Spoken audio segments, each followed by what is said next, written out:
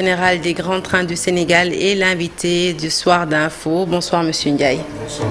Merci d'avoir accepté l'invitation. Alors nous démarrons tout de suite avec cette bonne nouvelle que j'ai annoncée dans le journal.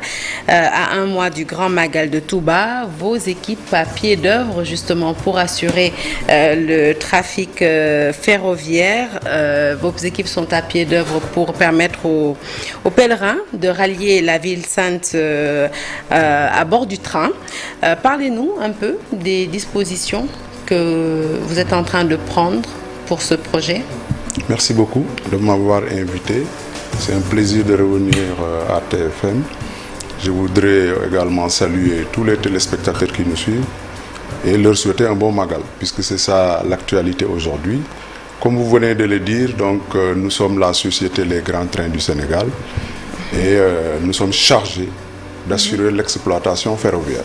De ce point de vue, donc, nous avons un parc de trains composé de 5 trains fonctionnels donc, qui sont parqués au niveau de nos ateliers de Rufisque.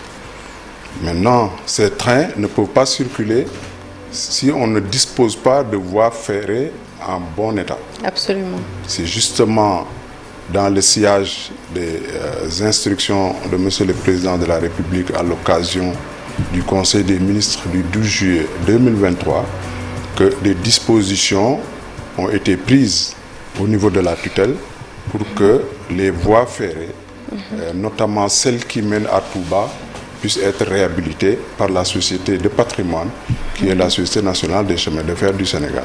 Ceci fait, bien entendu, la voie nous était ouverte pour que nous puissions justement proposer le démarrage de l'exploitation. Mais auparavant, on est resté quand même 4 ans sans circuler. Mais ces 4 ans ne sont pas pour nous des années mortes. Elles ont été utilisées pour remettre à neuf notre matériel, pour former le personnel, le mettre à niveau. Donc aujourd'hui, c'est cela, ces dispositions prises qui nous ont permis donc d'être top pour pouvoir véritablement reprendre le trafic. Et c'est ça qui nous a amené donc depuis hier à commencer les essais. Nous avons fait 2 voyages. Hier, nous avons fait Thiès-Diourbel. Aujourd'hui également, nous avons fait le trafic Thiès-Diourbel à vide, marche à blanc, pour voir l'état de la voie, pour effectivement aussi permettre le rodage de nos trains. Et alhamdoulilah, on peut donc considérer que la perspective, ou les perspectives sont bonnes, nous sommes prêts. Bien sûr, il y a quelques problèmes de moyens qu'il faut régler. Quelques réglages à faire. Quelques réglages à faire. Mais techniquement, nous sommes prêts à aller à Touba à partir du 1er septembre. Alors, le Magal, c'est l'un des plus grands événements religieux du Sénégal, sinon le plus grand événement religieux du Sénégal. Nos téléspectateurs nous suivent avec beaucoup d'attention. Est-ce que vous pouvez nous donner des détails si jamais vous parveniez effectivement à les transporter à bord des trains, des 5 trains que vous venez de nous citer? Ils embarqueraient à partir de quelle gare? Le voyage serait-il gratuit? Combien de navettes existerait-il par jour? Voilà, des infos pratiques dont ils ont besoin à quelques semaines du Magal de Touba. Alors, je dois d'abord préciser que sur les 5 trains, nous avons donc mis à la disposition du Magal 3, trains qu'on appelle les trains réversibles. Ce sont des trains qui disposent à chaque bout d'une locomotive. Donc ces trains peuvent contenir chacun 240 places. Donc le nombre de places cumulées fait 720 places. Donc nous aurons 720 places assises. Je précise bien assises. Parce que pendant ce Magal, nous n'envisageons pas de prendre des clients debout pour des raisons de sécurité. Nous sommes restés 4 ans sans circuler. Donc je pense qu'il est quand même tout à fait normal que nous puissions prendre un certain nombre de mesures. Donc parmi celles-ci, bien entendu, il y a ce que je viens de dire et de repréciser qu'on aura des places assises. Suite donc à nos différentes rencontres au niveau du ministère des Infrastructures, des Transports terrestres et du désenclavement, il a été donc retenu que nous partions de Thiès. Ça aussi, ça va de soi. Donc que nous partions de Thiès, surtout que le chef de l'État avait symboliquement fait la pose de la première pierre des travaux qui mènent à Tambacounda au niveau de la ville de Thiès. Donc nous devrions partir de la ville de Thiès. Certains même voulaient qu'on parte de Diamniadio Mais je pense que compte tenu de beaucoup de paramètres, il est prématuré de partir de Diamniadio. Donc nous partons de Thiès le 1er septembre, 3 trains par jour, et on mettra également, le premier jour on amène 3 trains à Touba, et le deuxième jour, les 2 trains vont assurer le trafic entre Touba et Dakar, et le 3e train sera stationné à Diourbel pour assurer le trafic entre Diourbel et Touba. Ça aussi c'est une symbolique, parce que vous savez, Seigne Mamadou Moustapha, qui a fait construire la voie ferrée entre Diourbel et Touba, par les moyens de la communauté mouride,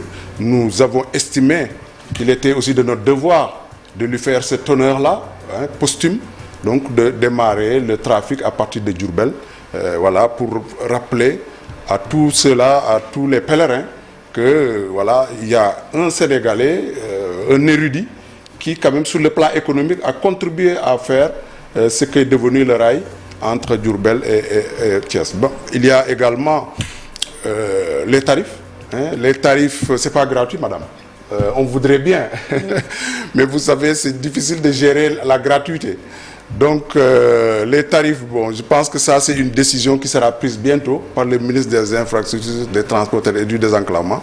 En tout cas, nous avons une certaine vision du tarif et ça devrait être accessible aux Sénégalais. Sur un autre aspect, les lieux de vente des billets, on va procéder à une prévente.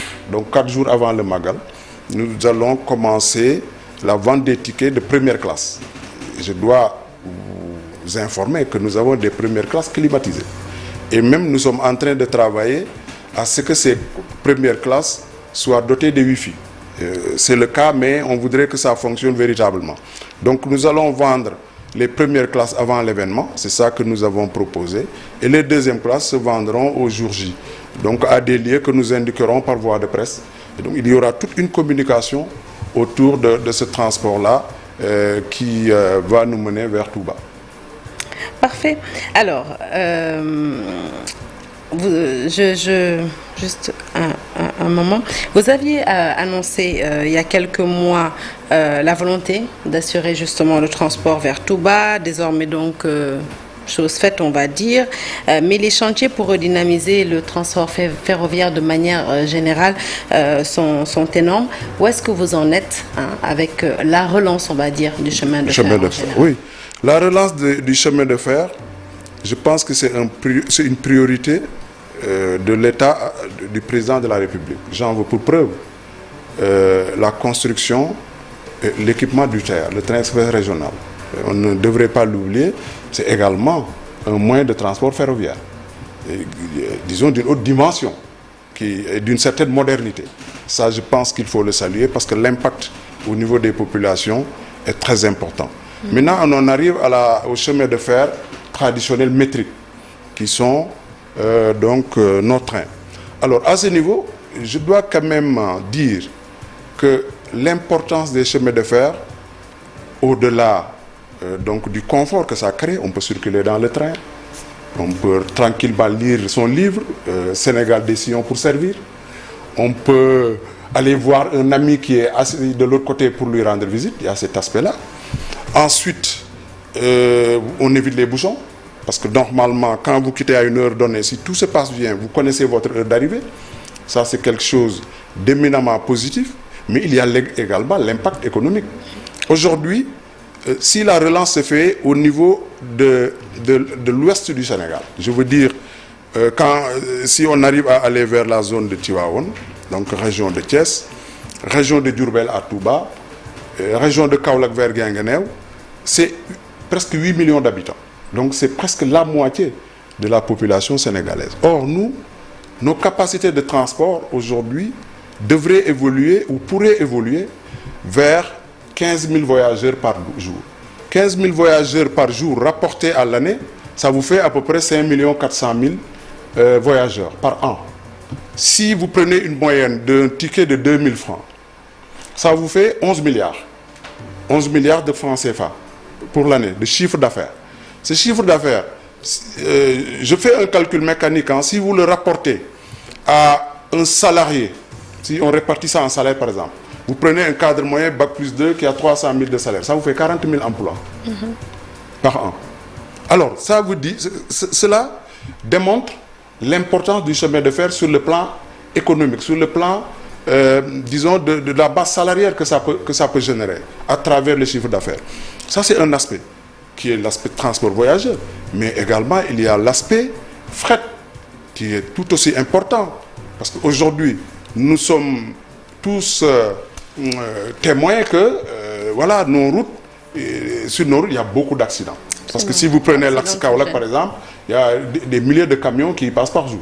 Donc, qui causent énormément d'accidents et qui concomitamment délabrent également nos routes. Ce qui fait que, sur le plan économique, le fait de préserver nos routes est un impact très important. Mais au-delà de ça, il y a aussi cette capacité à transporter des marchandises, des conteneurs. Aujourd'hui, je pense qu'à partir du port de Dakar et des ports de Ndayane, vers un horizon pas lointain, on peut arriver à faire presque plus de 2 millions de tonnes de marchandises par an. Donc toutes ces questions-là font que véritablement, il y a lieu de prendre la problématique du développement ferroviaire à bras le corps, à travers le transport de passagers et à travers le transport de fret. Où est-ce qu'on en est? Absolument. Ça me mène, je voulais juste expliquer pourquoi on doit mettre le paquet, pourquoi on doit y mettre les moyens. Aujourd'hui, il y a l'axe Tamba qui relève de la société de patrimoine, la Société nationale des chemins de fer du Sénégal. Je peux dire ici, sans risque de me tromper, que les travaux avancent très bien et que le directeur général disait récemment que les travaux devraient être achevés donc d'ici la fin de l'année.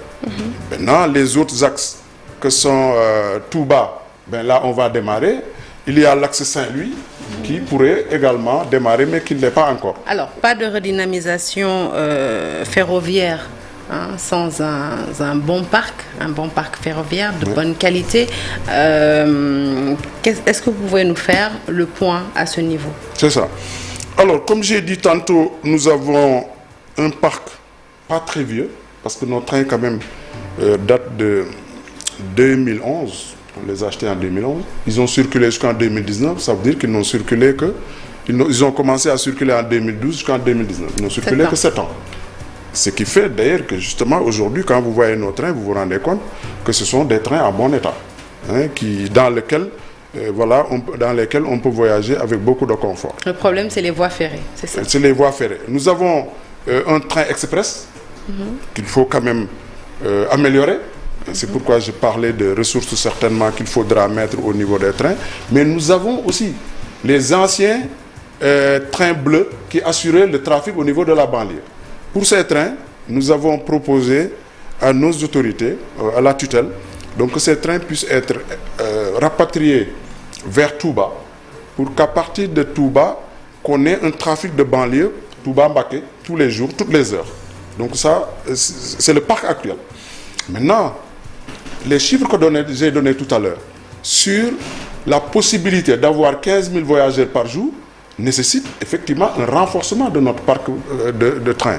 Et sous ce rapport, nous avons reçu récemment la visite de la BIDC, Banque d'investissement et de développement, je pense, qui étaient donc, les responsables de la BIDC étaient là, accompagnés de Exim Bank Inde.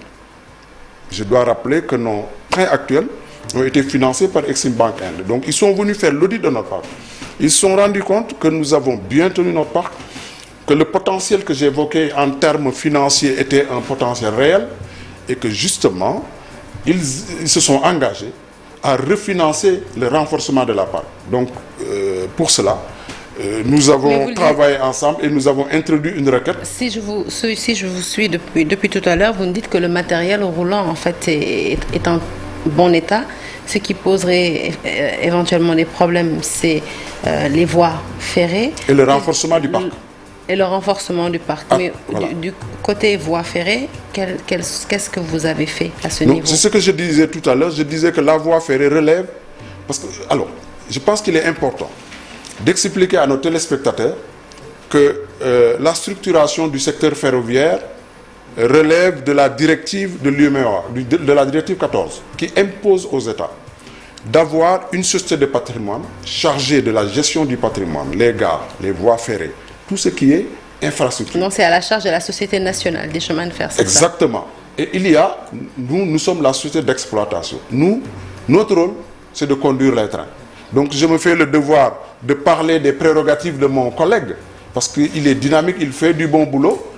Maintenant, je pense qu'il faudrait qu'il y ait suffisamment de moyens pour lui permettre aussi de pousser, pour qu'on puisse avoir des charges à l'essier plus importantes et qu'on puisse aujourd'hui aller à Tamba, demain pourquoi pas aller à Ziguinchor, comme le prévoit la stratégie de revitalisation des rails, et aller dans le nord du pays. Je pense que dans la globalité, il y a un plan donc, de développement des chemins de fer à l'intérieur du Sénégal. Mais il est clair que la première phase, c'est cette phase-là à laquelle nous sommes, c'est de réhabiliter d'abord ce qui existe. Et ensuite, certainement, viendront les différentes extensions vers d'autres zones. Pour la bonne marche du projet, le volet formation est très très important.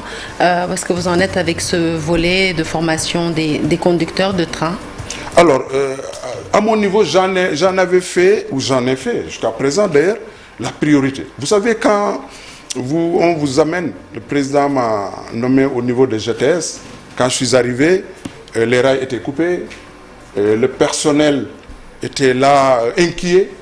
Alors, je pense que pour redonner du courage et de l'ambition au personnel, il fallait leur montrer qu'ils étaient encore importants, mais à travers la formation.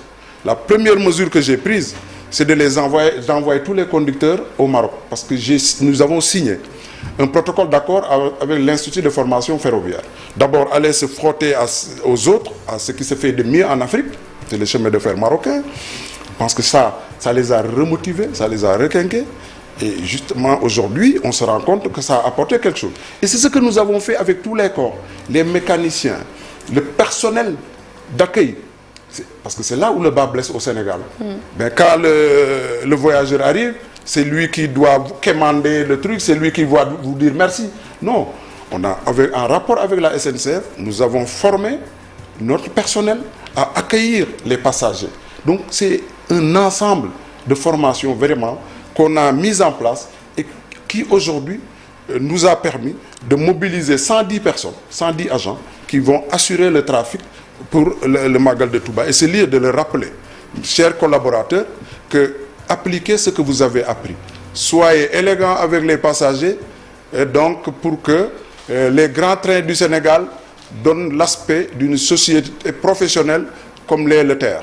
Alors, le test, en tout cas pour les usagers, c'est le Grand Magal de Touba, on va dire qu'il servira de test, en tout cas pour que les usagers puissent apprécier le confort que vous nous décrivez à bord de ces trains.